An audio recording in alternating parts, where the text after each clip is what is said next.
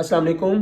आज हम डिस्कस करते हैं विलियम वर्ड्सवर्थ की लूसी पोएम जिसका टाइटल है I travelled among unknown man. मैं अनजाने लोगों में सफर किया। तो 4 क्वाट्रेन्स हैं इस पोएम के। आपको पता है क्वाट्रेन 4 लाइंस पे मुश्तमिल एक स्टेंजे को कहते हैं।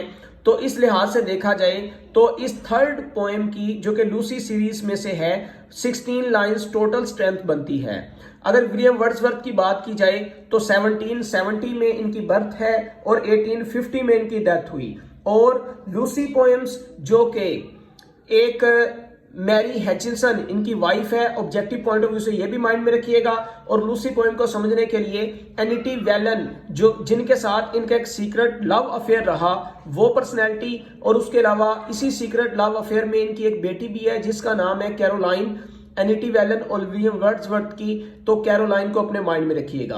अब ये जो पोएम है I travelled among unknown man, ये 1801 में लिखी गई और 1807 में इसको पब्लिश किया गया है। बैलेड फॉर्म में लिखी गई पोएम है। सबसे पहले इसकी टेक्स्ट को डिस्कस करेंगे, उसके बाद जो फिगर ऑफ स्पीच इस पोएम में यूज हुई हैं उनको देखते हैं। तो लाइन नंबर 1 में है I travelled among unknown man, मैं अनजाने लोगों में सफर किया। इन लैंड्स बियॉन्ड द सी, उन जगहों पर जो इस समंदर से पार हैं। मतलब मैं इस समंदर से पार अनजाने लोगों में गया। Nor England did I know till then, उस वक्त तक मुझे इंग्लैंड का अंदाजा ही नहीं था। किस चीज का अंदाजा नहीं था? नेक्स्ट लाइन पढ़ेंगे तो पता चलेगा कि what love I bore to thee, कि मैं तुम्हारे लिए कितनी मोहब्बत अपने दिल में रखता हूं। दी से मुराद है यू। व्हाट लव, क्या मोहब्बत है, कितनी ज्यादा। आई बोर टू दी, जो मैंने अपने दिल में तुम्हारे लिए पाली है। इसका मतलब ये कि समंदर पार एक सफर किया विलियम वर्ड्सवर्थ ने, और अनजाने लोगों में सफर करने के बाद उसे अपने मुल्क और अपने मुल्क के साथ जो अटैचमेंट थी, इंग्लैंड के साथ जो मोहब्बत थी, वो अंदाजा उसे हुआ उस मोहब्बत का जो उसके दिल में इंग्लैंड के लिए पाई जाती थी। क्योंकि जो चीज बंदे के पास होती है उसकी मोहब्बत का अंदाजा नहीं होता, और जब वो दूर चली जाती है तो फिर उसकी शिद्दत का और मोहब्बत का अंदाजा होता है। तो जब वो इंग्लैंड से दूर समंदर पार चला गया तो फिर उसे इंग्लैंड कितना अजीज है उस वक्त महसूस होना शुरू हुआ। तो फर्स्ट स्टेंजा खत्म होता है, चलते हैं नेक्स्ट स्टेंजा की तरफ। TISS pass that melancholy dream, और ये वक्त ऐसे गुजरा जैसे एक अफसुर्दी का ख्वाब होता है। नॉर विल आई क्विट दाई शोर, क्विट का मतलब होता है छोड़ना, शोर साहल को।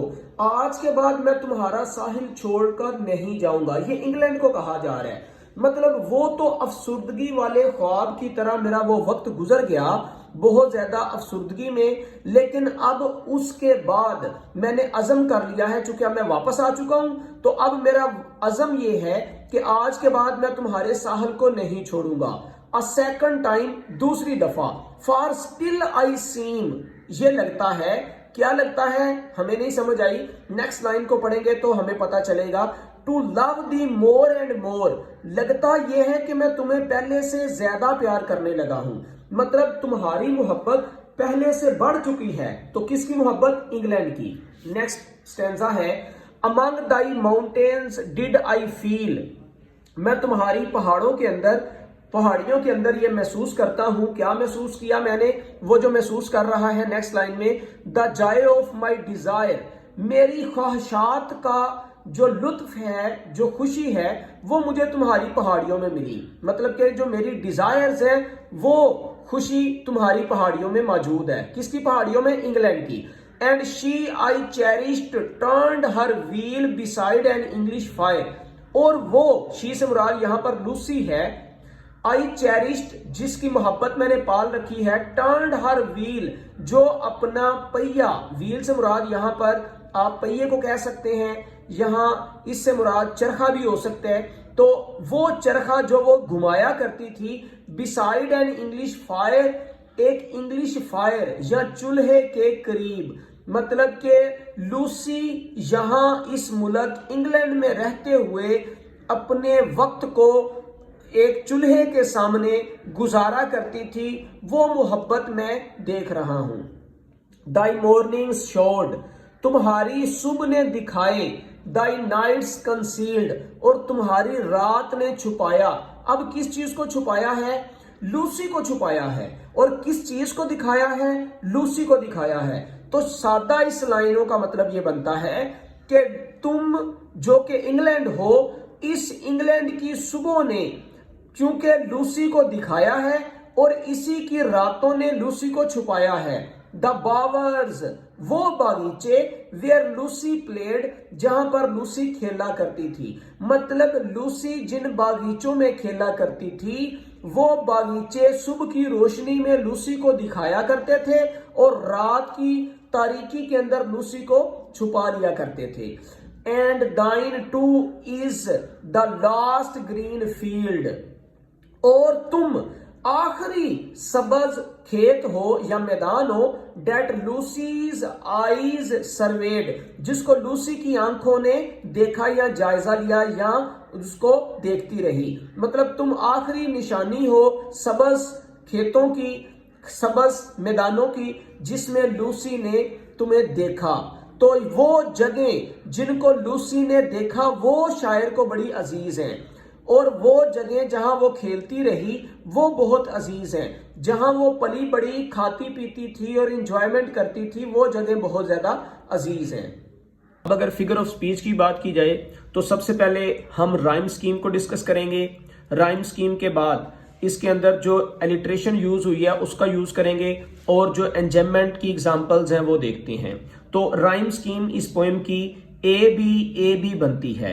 अगर लाइन नंबर 1 का लास्ट वर्ड देखा जाए तो मैन, और इसी तरह लाइन नंबर 3 का लास्ट वर्ड है देन, मैन और देन ए। इसी तरह लाइन नंबर 2 का लास्ट वर्ड है सी, और लाइन नंबर 4 का लास्ट वर्ड है दी, तो C D B A B. और नेक्स्ट स्टेंजा की फर्स्ट लाइन में अगर लास्ट वर्ड देखें ड्रीम, और थर्ड स्टेंजा की लास्ट वर्ड सीम, तो ड्रीम सीम, ये भी ए हो गया। लाइन नंबर 2 का लास्ट वर्ड श्योर, और 4 का लास्ट वर्ड मोर, तो ये भी बी आ जाएगा। इसी तरह अगर हम देखें नेक्स्ट लाइन, नेक्स्ट स्टेंजा, तो नेक्स्ट स्टेंजा का लास्ट वर्ड फर्स्ट लाइन का है फील, और थर्ड का लास्ट वर्ड है व्हील, तो ये भी ए। और अगर सेकंड लाइन का लास्ट वर्ड देखें डिजायर, और 4 लाइन का लास्ट वर्ड देखें फायर, तो ये बी। इसका मतलब ए बी। इसी तरह लास्ट स्टेंजा का जो फर्स्ट लाइन का लास्ट वर्ड है वो कंसील्ड, और थर्ड का last word field, concealed field, ये ए बन गया। और सेकंड लाइन का लास्ट वर्ड है प्लेड, 4 लाइन का लास्ट वर्ड है सर्वेट, तो ये बी। इसका मतलब है कि इस पोएम की जो राइम स्कीम है वो ए बी बनेगी। अब राइम स्कीम के बाद अगर एलिट्रेशन को देखें तो एलिट्रेशन होता है रिपीटिशन ऑफ सेम साउंड और letters at the beginning of same line. एक ही लाइन के आगाज में सेम लेटर्स का या सेम साउंड का रिपीट होना। तो लाइन नंबर 4 को अगर हम देखें फर्स्ट स्टैंजा की, तो यहां पर टू दी, टी की जो लेटर है, टी का लेटर, ये रिपीट होता हुआ नजर आ रहा है। अगर सेकंड स्टैंजा की फर्स्ट, थर्ड और फोर्थ लाइन को देखें तो इसके अंदर भी एलिट्रेशन नजर आएगी।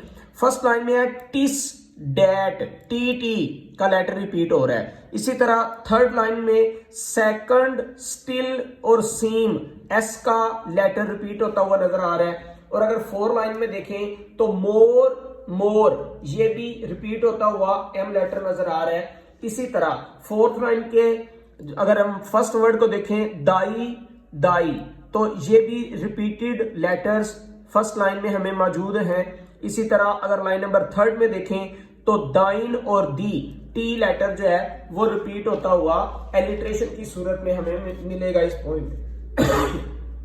नेक्स्ट एलिट्रेशन के बाद जो लास्ट डिस्कस करने वाली टेक्निक है वो है एंजेममेंट। एंजेममेंट कहते हैं रन ऑन लाइन को। रन ऑन लाइन वो लाइन होती है कि जब तक हम नेक्स्ट लाइन ना पढ़ें हम उस लाइन के मीनिंग को प्रॉपर समझ नहीं सकते, तो उसके मीनिंग को समझने के लिए अगली लाइन पढ़नी पड़ती है। इसको एंजेममेंट कहते हैं और इस टेक्निक को रन ऑन लाइन कहते हैं। जैसा कि nor England did I know till then, मैं इंग्लैंड को उस वक्त तक नहीं जानता था। अब क्या नहीं जानता था, इसको समझने के लिए नेक्स्ट लाइन पड़ेगी। What love I bore to thee, कि मैं क्या मोहब्बत तुम्हारे लिए रखता हूं इंग्लैंड के लिए, तो ये एक एंजेममेंट की एग्जांपल है। इसी तरह सेकंड स्टैंजा की थर्ड लाइन को देखें, a second time for still I seem, मैं दूसरी दफा जो है वो ये महसूस करता हूं, या क्या महसूस किया है वो हमें नहीं पता चला। तो नेक्स्ट देखेंगे, to love thee more and more, महसूस ये किया है कि मैं तुम्हें पहले से ज्यादा मोहब्बत करने लगा हूं। तो ये एंजॉयमेंट की एक एग्जांपल है आपके सामने जो आप देख सकते हैं। इसी तरह अगर हम स्टैंजा नंबर 3 में देखें तो यहां पर among Dai mountains did I feel, तुम्हारी पहाड़ियों में मैंने महसूस किया, क्या महसूस किया है वो नहीं अभी बताया। तो नेक्स्ट लाइन में है the Joy of my desire, मेरी ख्वाहिशात की खुशी तुम्हारी पहाड़ियों में पाई जाती है। तो ये एंजॉयमेंट की एक एग्जांपल है।